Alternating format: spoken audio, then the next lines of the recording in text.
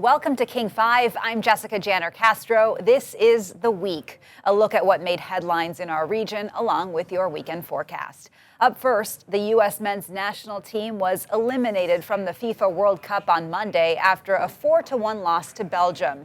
That was also Seattle's final match as a host city this year.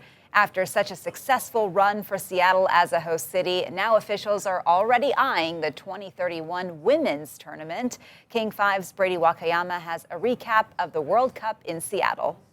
The curtain is coming down on a summer that put Seattle in the global spotlight. This is the summer where our country fell in love with the U.S. men's national team. That is true.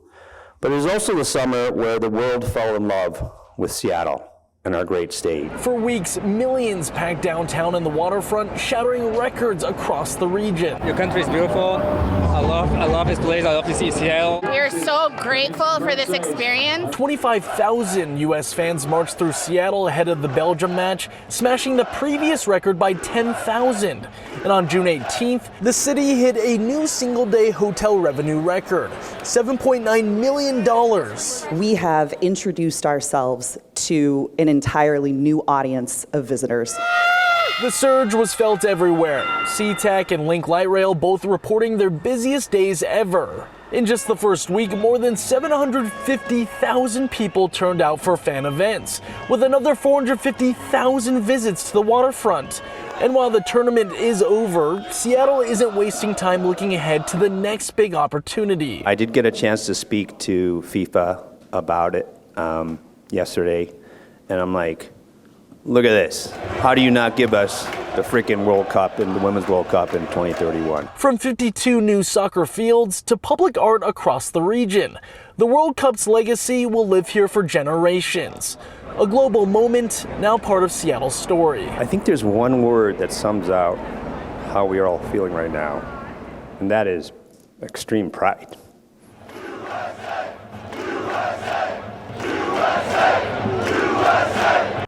After Seattle's final World Cup match on Monday, Mayor Katie Wilson shut off the city's surveillance cameras near the stadium once again. But the decision does not end the fight over police cameras in Seattle. King 5's Bridget Chavez has details. One day after Seattle's final World Cup match, the signs are coming down. Tuesday morning, Mayor Katie Wilson announced the surveillance cameras around Lumen Field and T-Mobile Park were turned off. Cameras down now! But demonstrators outside City Hall said that doesn't go far enough. Let's see those cameras unplugged and let's see them taken down. Cameras are not security. Cameras are an auditing tool. They're a logging tool. They allow you to go back in time and try to investigate what happened. Wilson says she's following through on her promise to only use them during the World Cup. That promise came after she reversed course. Wilson turned the cameras on for the tournament, citing the World Cup's global profile and unique security concerns. It's a step, but it's not even close. The reason they were turned on seemed very nebulous to me. World Cup organizers would not comment on Wilson's decision, but say the cameras helped keep people safe. I'm of the opinion that the cameras did make us safer. I'm of the opinion that the evidence speaks volumes, right? We had so few incidences. It was all due to great planning. We had people in the right places. Now Wilson says the cameras in this area will stay off until the city gets an audit this fall. That audit will review cameras connected to the real-time crime center and the data they store. We also know that it doesn't prevent crime. You know, it is a monitoring situation that allows you to find criminals maybe afterwards, but it doesn't actually prevent crime as it happens. The city says cameras will keep running in the downtown core, the Chinatown International District, and North Aurora, but it will not turn on any new CCTV cameras until the audit is completed later this year. Those gathered on the steps of City Hall say they won't stop until the cameras are gone. Until you remove it all and we implement something new that doesn't do that, I'm not going to see any type of justice. The World Cup gave Seattle drivers a break from Revive I-5. Now that break is over. This weekend, northbound I-5 through Seattle shuts down, and when it reopens, the backups could last months. Here's the latest. For a few weeks, drivers got a break. I-5 northbound, now that it's reopened, has actually been pretty nice. Northbound I-5 through Seattle fully reopened during the World Cup, and some commuters felt the difference. It was a struggle for the first few months there. But now, that break is over. I'm sick of sitting in traffic, going across the bridge every week. Revive I-5 work resumes this weekend. Off-ramps along I-5 will start closing Friday night at 9. By 11:59, all northbound lanes from I-90 to Northeast 45th Street will be shut down. Crews will spend the weekend restripping the freeway, setting up concrete barriers and resetting the work zone so they can repave the 2 right lanes. We need to take care of our infrastructure, the freeways, because if we don't, then they just continue to wear. The express lanes will switch northbound Friday night and stay northbound 24/7 through the end of this year. Early Monday morning, only 2 of the northbound lanes over the Ship Canal Bridge will reopen. For drivers who use this stretch every day, the frustration is real. It's just getting on, you're backed up, waiting for like 30 minutes, which is absurd. WashDOT says about 240,000 vehicles use this section of I-5 every day. And on the Ship Canal Bridge, the agency says crews have had to make more than 200 emergency repairs in the last 6 or 7 years. I think that it should be in phases. WashDOT says that wouldn't work. Working only on the weekends, this project would probably take us 10 years or more to complete. The plan is to finish the northbound side this year, then return in 2027 to do the same type of work on the southbound lanes. Then we're wrapped up and people can have their freeway. Wildfire season is underway in Washington. Firefighters have now reached 100% containment on the deadly Chelan Hills fire. The fire started shortly after midnight on July 3rd and has burned since nearly 10,000 acres. Dozens of homes and farms have been destroyed, and one man was killed while trying to evacuate. A veteran firefighter says shifting winds trapped dozens of first responders. King 5's Sebastian Robertson has the exclusive story from Douglas County. The fire that sparked over the holiday weekend burned hot and fast, so fast that firefighters became trapped, including a father-son pair. Crews first responded to the Chelan Hills fire shortly after midnight on July 4th. By the next day, firefighters from across the state had joined the fight. Among them were Chelan County Fire District 5 Captain Adam Rasmussen and his 23-year-old son, Gunnar. About 15 minutes after arriving, shifting winds, rapidly changing conditions left crews surrounded by flames with no choice but to retreat to a safety zone and let the fire burn over them. It was surreal. It was almost like I thought to myself after the fact, how did I end up there as a firefighter with my experience? And to this day, I'm still wondering that, and I'm probably going to be wondering that my whole life. Roughly 24 fire units took shelter, turning hoses on themselves as the flame front passed. Everyone survived, though some firefighters suffered minor burns and smoke inhalation. Captain Rasmussen had nothing but praise for his crew. He says they fell back on their training and did not panic. As for the captain and his son, after this event, both say they have no interest in leaving the fire service anytime soon. In Douglas County, Sebastian Robertson, King 5 News. Earlier this week, King 5 spoke with the Chelan family who lost everything in the wildfire. King 5's Eric Wilkinson has the aftermath. We can confirm there is one person dead. We're told that person was trying to escape the fire, was in a vehicle that was overcome by smoke, was not able to make it out. Meantime, we are speaking with people today who are just feeling very fortunate they were able to make it out alive. Definitely was a little slice of paradise. Paradise lost. This is all that remains of the family farm Lonnie Kirk built with his wife Elizabeth and their 3 teenagers in the tiny town of Orondo. We lost everything, our house, we pretty much left with the clothes on our back. The Chelan Hills fire exploded over the holiday weekend to more than 10,000 acres, destroying at least a dozen homes and more than 100 structures. Lonnie says his family had little more than an hour to get out when the winds took a turn. 60, 70 mile an hour winds came up and the wind shifted, and next thing we know, it's at our back door. And we were literally leaving the property as it was right at the back of our house. More than 400 people were ordered to evacuate over the weekend. Among them, a man whose burned out car was found on the side of the road. Human remains inside. The cause of the fire remains under investigation. But this is where the house stood. For now, the Kirk family can only mourn the loss of the life they've built over the past decade. A grateful Elizabeth thanking strangers who've donated money to help them rebuild and clothes to put on their kids' backs, as Lonnie Kirk's concerns turn to those of his neighbors. It's a community, right? We all have to come together to get through this together. Fire officials tell me it will likely be several days before they know the full scope of this fire and how much destruction it has brought. In Chelan, Eric Wilkinson, King 5 News. Another wildfire sparked on Wednesday evening near the Vantage Bridge and forced immediate evacuation orders for the city of Vantage. 2 homes were destroyed in the rapidly moving wildfire that grew to nearly 600 acres. No injuries were reported. The evacuation orders were lifted on Thursday morning. In Seattle, residents living near Alki Beach are demanding action from city leaders after they say they were targeted with fireworks over the weekend. The chaos unfolded late on the 4th and kept going into early Sunday morning. King 5's Jim Nelson has that story. In what should be the most enjoyable time of year,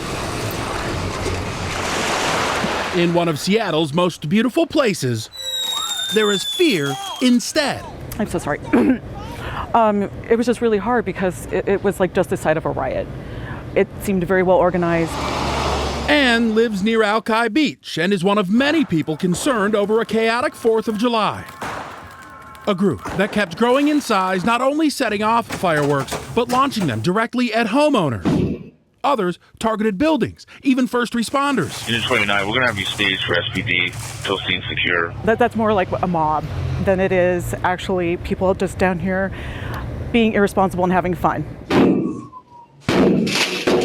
The Seattle Fire Department confirmed firefighters left after running into a, quote, hostile crowd. Now the Alki Community Council is demanding action. This mayhem was a clear public safety breakdown. We're asking for a meeting with the chief of police and the mayor so that we can come up with real solutions, because the problems keep reoccurring at a greater level and they're anchoring back to the shortage of police officers. So what's the solution? There's a push for extra patrols, even private security like the city has provided Golden Gardens Park in Ballard. And while Anne applauded the work of neighbors who rallied together, the fear remains. It was very, very scary, and I do not want to see this happen again. When we come back, hundreds of tech workers are preparing for newly announced layoffs. We'll look at what's driving the decision. And King 5 meteorologist Adam Claybon shows you what to expect from the weather this weekend, right after this.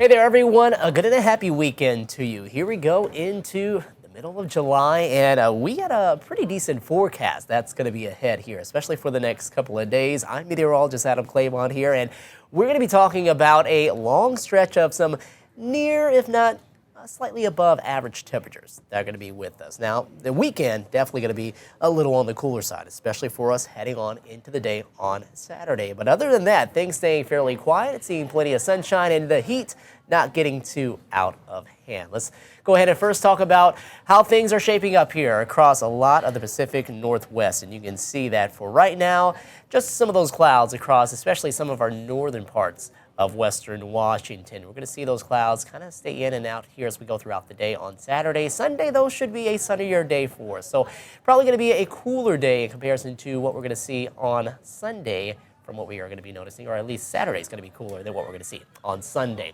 Here's what we're expecting. Highs should generally be in the 70s like we've been here for a lot of the last week or so. 60s were what we were seeing generally towards the end of the month of June and into the very early part of July. And again, the heat is not going to get too out of hand. We got the mid-70s around for both Saturday and Sunday. More clouds around on Saturday, but then Monday, that starts to spike up to around 80 degrees possibly. So going to be seeing a little more of that heat, but again, nothing extreme. We're going to see those highs generally around the upper 70s and lower 80s into next work week. But here for Saturday and Sunday, seeing those highs staying around the mid-70s, so fairly seasonal. Averages right now at 77, so that's going to be slightly cooler than average.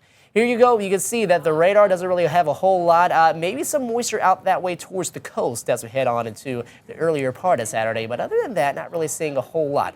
Another thing that we're going to keep an eye out for, these red flag warnings. This has been actually updated to a red flag warning that will be in place across more of those parts of eastern Washington. That's from 12 p.m. on Saturday until 11 p.m.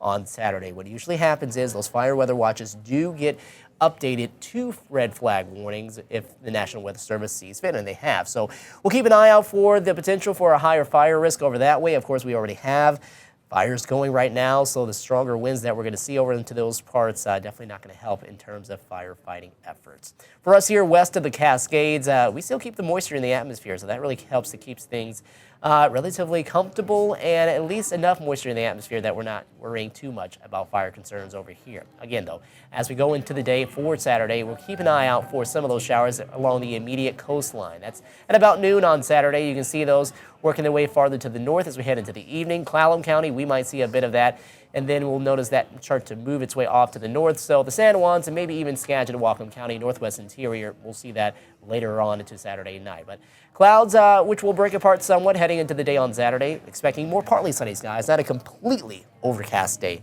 on Saturday, but definitely seeing at least a little sunshine into that point will give way to mostly sunny skies heading on here into Sunday, where it looks like we are going to have a lot more. The clear skies around, temperatures still more so in the mid to upper 70s for highs, but then once we head on into Monday, you can definitely tell there's little of anything in terms of cloud coverage here across the region at that point. And looking at what's ahead for us as we get ready to head on into the next week or so, this is the upper air pattern, and that disturbance that's going to help to reduce a little more of the cloud coverage. Well, that's heading back off towards the north right there. That's part of the lighter greens that you see. As that moves its way off to the north across more of Canada, we'll have this ridge of high pressure, which more so it is centered across the center portions of the country. There you go. You can see that well over that way. Those are the deeper reds that you see, but some of that does find its way back off towards the west, and so that helps to warm us up a little bit. But since it is not going to be mainly overhead for us, we're going to keep things relatively comfortably warm. Even though it is going to be slightly warmer than average, it's not going to be too out of hand with the heat. And we'll keep it kind of that way here as we head on in towards the latter part of next week, and then we'll see what happens beyond that point. But National Weather Service, or the Climate Prediction Center here, 8 to 14-day temperature outlook. This goes between the dates of the 18th to the 24th.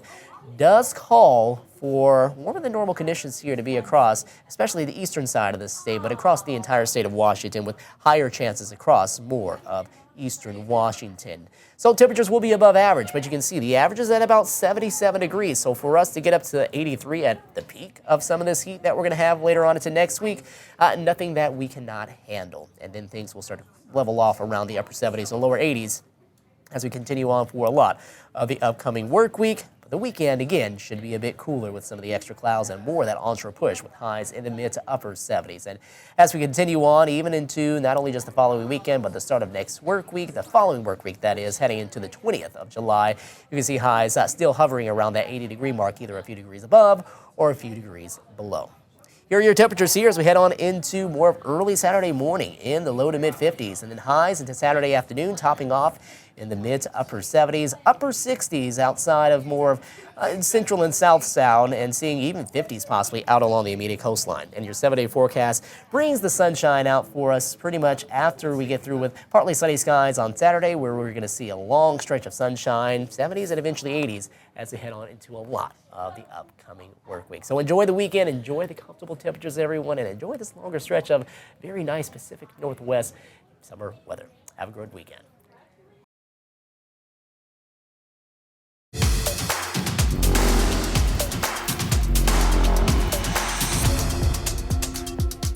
Welcome back to The Week. A new lawsuit accuses the King County Regional Homelessness Authority of failing to act before the deadly shooting of a pregnant Seattle woman in 2023. King 5's Madeline Carter brings up the new allegations and the response from the agency. These events decimated Mr. Kwan's family. He lost his wife and his unborn daughter. For Sung Kwan, there is no going back to the life his family was supposed to have. His pregnant wife, Ina, was randomly killed while sitting in a car at a Belltown intersection in June 2023. Sung was also shot, but survived. Now, the legal focus is turning to what happened before the gunfire. A lawsuit filed last week claims Cordell Gooseby was receiving support through a King County Regional Homelessness Authority program, and that his mental health crisis was escalating. Sung Kwan's attorney, Julie Klein, claims KCRHA stood by and watched the crisis escalate. They were supposed to be checking in on him. He was concerned he was going to shoot someone, and they did nothing with that information. Gooseby was later found not guilty by reason of insanity. Experts for both the defense and prosecution agreed he was experiencing severe psychosis at the time of the shooting. He was committed to a state psychiatric hospital and is still there today.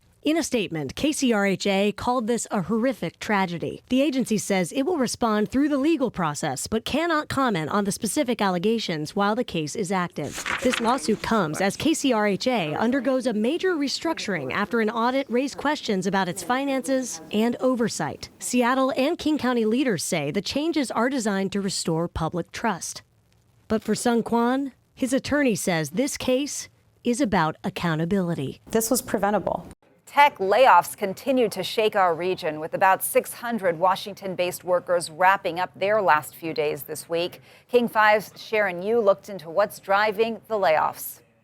The Xbox layoffs of around 600 in Washington state was a surprise to this family who posted about it on TikTok. Today is a really bad day for us. My husband was just laid off from his job at Xbox. The rounds of restructuring were years in the making. Pretty much since the early aftermath of the pandemic. Onur Bakiner is a Seattle U professor and computer engineer. The typical response is that automation has replaced jobs, and so AI is responsible in that way.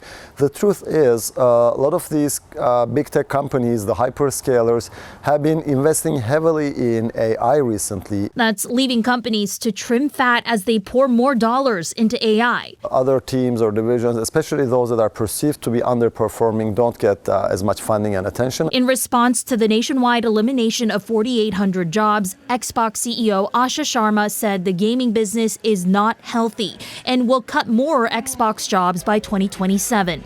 Professor Bacanar guesses as companies prioritize AI, skills that AI will never have will come back in demand. We can demonstrate those people skills, we can show genuine care for others. So I really think that as automation deepens, those skills will be even more necessary than before. He doesn't deserve this. No one deserves this.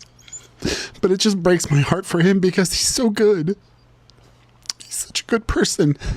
The director of the UW Allen School for Computer Science says her fresh graduates are still getting jobs at the same rate as they did in the past years. And with the introduction of AI, she believes it's about doing greater things faster. In the newsroom, Sharon Yu, King 5 News.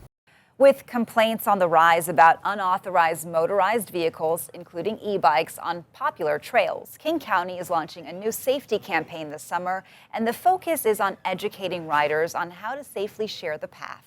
King 5's Brady Wakayama tells us what riders and trailgoers need to know. You got the wind rushing through your hair and everything like that. It's very, very calming. That calm not always lasting on some of King County's busiest trails. Unauthorized vehicles are interrupting the peace. They're just taking over the whole trail, and we have to watch out for them. It can get a little scary. I mean, there's a lot of cyclists, but there's also the new e-bikes are really awesome, don't get me wrong, but they can go pretty fast. Concerns like these are driving a new summer safety push from King County Parks, reminding users certain motorized vehicles are not allowed. That includes Class 3 e-bikes, which can reach 28 miles per hour, along with e-motos, mopeds, and ATVs. And a reminder for everyone, keep your speed under 15 miles an hour. King County Parks says there were about a dozen trail complaints in 2020. Now that number has jumped into the hundreds. I think things have got to change to make it safer because, like I said, you don't really hear too often about the accidents and like the potential dangers. Two big factors are the speed at which they can go and the weight that they carry. Dr. Beth Ebel with UW Medicine says the risk is real and growing.